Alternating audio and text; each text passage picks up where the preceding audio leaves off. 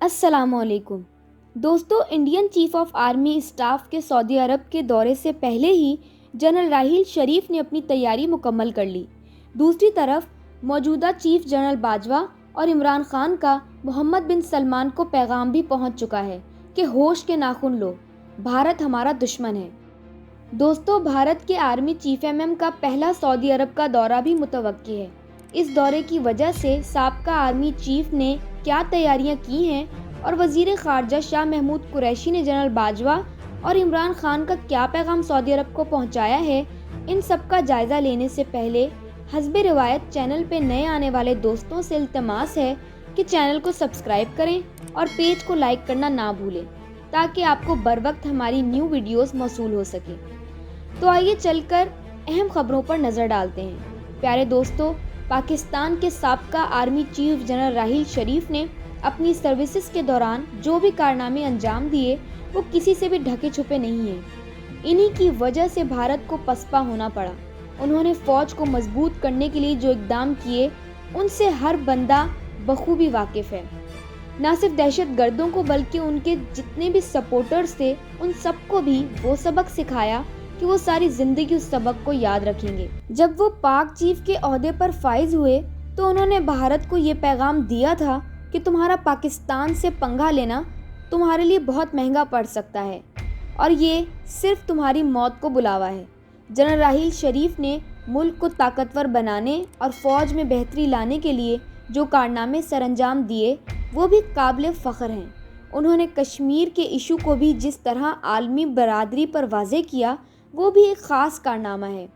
انہوں نے عالمی دنیا کو کہا ہے کہ وہ بھارت کے مظلوم کشمیریوں پر ظلم کے خلاف آواز اٹھائیں اور کشمیریوں کی آزادی کے لیے اقدامات کریں۔ سعودی عرب دارالحکومت میں کہا تھا کہ کشمیر میں ہونے والے ظلم اور مسلمانوں کی نسل کشی کے خلاف عالمی برادری بیدار ہو اور فوری اقدامات کریں۔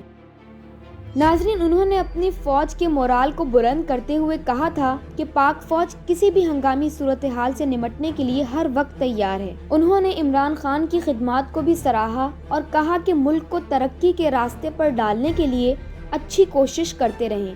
جس طرح مسئلہ کشمیر عمران خان کے دور میں اجاگر کیا گیا، گزشتہ 70 دہائیوں میں اتنا کھل کر سامنے نہیں آیا۔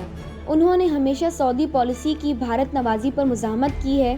دوسری طرف بھارت نے اب دیکھا کہ سعودی عرب کے تعلقات پاکستان کے خلاف کشیدگی کی طرف جا رہے ہیں تو اس نے یمن کی جنگ میں سعودی عرب کی حمایت کرنے کا ارادہ کر لیا۔ اسی لیے بھارت چیف سعودی عرب کے دورے پر جا رہے ہیں اور بھارت کی کوشش ہے کہ پاک سعودی تعلقات مزید بگڑ جائیں اور وہ اپنا مفاد حاصل کر سکیں اور پاکستان کو سفارتی میدان میں جو کشمیر کی آزادی کے لیے کامیابی حاصل ہو رہی ہے اسے ناکام کرنے کی کوشش کر رہا ہے۔ جیسا کہ OIC میں پاکستان کے مواقف کو پذیرائی ملی ہے اور مسئلہ کشمیر کے حوالے سے بھی پاکستان کے مواقف کو سراہا گیا ہے، اس سے پہلے کبھی نہیں ہوا تھا۔ وزیر خارجہ پاکستان نے جنرل باجوہ اور عمران خان کا ایک واضح پیغام لے کر سعودی عرب کے سفیر سے ملے تھے اور سعودی عرب کے سفیر کو وہ پیغام دیا جس پر سعودی عرب کی طرف سے جواب آ چکا ہے۔ سعودی سفیر نے میڈیا سے گفتگو کرتے ہوئے کہا ہے کہ یہ دو مسلم ممالک کے درمیان تعلقات اسٹریٹجک نوعیت کے ہیں اور ان میں اب بہتری آتی جا رہی ہے اور ان میں مزید بہتری کی امید بھی کی جا رہی ہے۔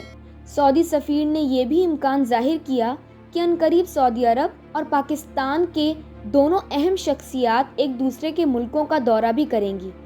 انہوں نے مزید کہا کہ حکومتی سطح تو ایک طرف سعودی عرب کے پاکستان کے ساتھ تعلقات عوامی سطح پر بھی بہت مضبوط ہیں۔ جب ان سے پوچھا گیا کہ سعودی عرب CPEC منصوبے میں شمولیت کا ارادہ رکھتا ہے تو انہوں نے اس بات میں کہا کہ غور کیا جا رہا ہے۔ ناظرین، انہوں نے اپنی گفتگو کے دوران اس افواہ کی بھی ترجمانی کی کہ سعودی عرب اپنی ویزا پالیسی میں تبدیلی کر رہا ہے۔ حال ہی میں واپس بھیجے گئے پاکستانیوں کے بارے میں ایک سوال کے جواب میں سعودی سفیر نے کہا ہے کہ صرف ان لوگوں کو واپس بھیجا گیا ہے جن کے پاس مکمل دستاویزات یا ویزا نہیں تھا۔ انہوں نے مزید کہا کہ اس طرح کے واقعات معمول کے مطابق ہوتے ہی رہتے ہیں اور دنیا کے ہر ملک میں ایسا ہوتا ہے کہ ناجائز راستوں سے آنے والے مسافر ہمیشہ واپس بھیجے جاتے ہیں۔ انہوں نے کہا کہ سعودی عرب کی بھی یہی پالیسی ہے۔ پاکستان کی سیکیورٹی اور تحفظ کے لیے سعودی عرب کسی اور ملک کو پاکستان کے مقابلے میں کھڑا نہیں کرے گا۔ جنرل راحیل شریف کی کوشش ہے کہ وہ سعودی عرب کو اس بات پر قائل کریں کہ وہاں بھارت سے کسی قسم کا کوئی دفاعی معاہدہ نہ کیا جائے، کیونکہ بھارت کی دہشت گردی اور منافقت پوری دنیا کو پتہ ہے اور یہ معاہدہ خود سعودی عرب کے لیے بھی بہت نقصان پہنچانے والا ہو سکتا ہے۔